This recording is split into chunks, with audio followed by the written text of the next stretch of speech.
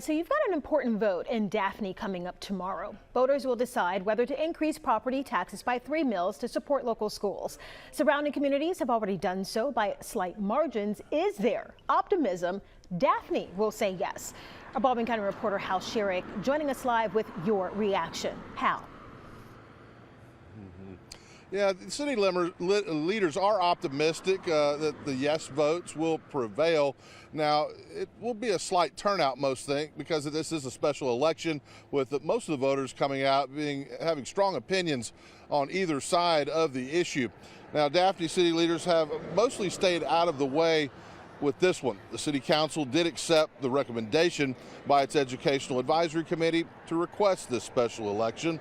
The people will decide, but city leaders like Mayor Robin Lejeune worry that without the help extra tax revenue would provide to schools, Daphne students would start falling behind their neighbors on every side. It's estimated that the additional millage tax would bring in a little more than $1 million annually, which could be used to improve existing programs and facilities or create new opportunities. If passed, the additional tax would cost homeowners about $30 for every $100,000 worth of home value each year. While Mayor Lejeune hopes voters see the value, those opposing the referendum say property owners are already taxed enough. You're looking in the next 4 to 5 years being over 2,000 kids at Daphne High School. Okay, that amount of growth, we can't just depend on raising our hand and saying, please give us some more here at our local schools. 1% of every dollar we spend in Baldwin County goes towards the school system in our sales tax. It originally was supposed to be an 18-month tax.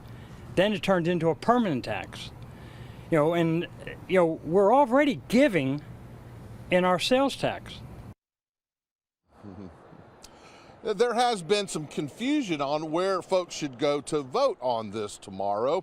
Now, that's because Daphne city limits and the Daphne school's feeder pattern aren't the same. Now, if you live outside the city limits but in the feeder pattern, you should have got a letter that told you what precinct inside of Daphne to go vote at. Now, if you did not, we do have a link for you up on our website, fox10tv.com, where you can go put in a little bit of information and it'll tell you where you should head in the morning.